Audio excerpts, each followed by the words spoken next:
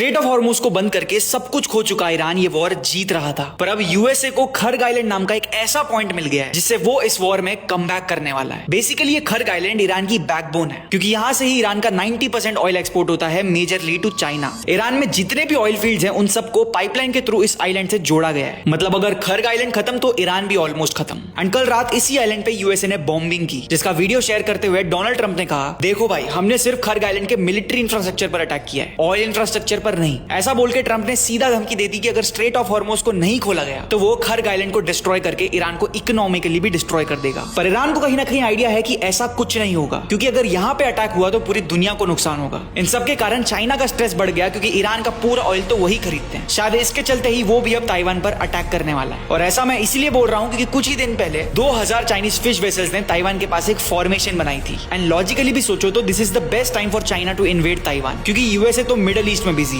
और अब जब हर जगह वॉर की बात हो ही रही है तो किम जोंग उनको फोमो होने लगा, जिसके चलते उन्होंने सी ऑफ जापान के पास 10 न्यूक्लियर केपेबल बैलिस्टिक मिसाइल छोड़ दिए, जिसके कारण पूरा जापान अलर्ट पर चला गया। देखो बात सीधी सी है, देश और दुनिया में बहुत कुछ हो रहा है। सोनम वांगचुक जिन्हें कुछ दिन पहले टेररिस्ट बोला जा रहा था, उन्हें अब रिलीज किया जा रहा है। जगह जगह पर लोग एलपीजी सिलेंडर्स जमा करते हुए पकड़े जा रहे हैं, रुपीस गिरता जा रहा है। और ये सारी न्यूज आपको सबसे पहले विद फैक्ट चेक बताई जाएगी सिर्फ और सिर्फ इंडिया इन लास्ट 24 आवर्स पे। हमने प्रण लिया है कि हम आपको 24/7 अपडेटेड रखने वाले हैं। इस मुहिम में हमारा साथ दीजिए। रैपिड अपडेट्स के लिए हमारे ब्रॉडकास्ट को ज्वाइन करिए, एक्सक्लूसिव फुटेजेस के लिए हमारे एक्स अकाउंट से जुड़िए एंड फॉलो कर दीजिए इंडिया इन लास्ट 24 आवर्स को अभी के अभी।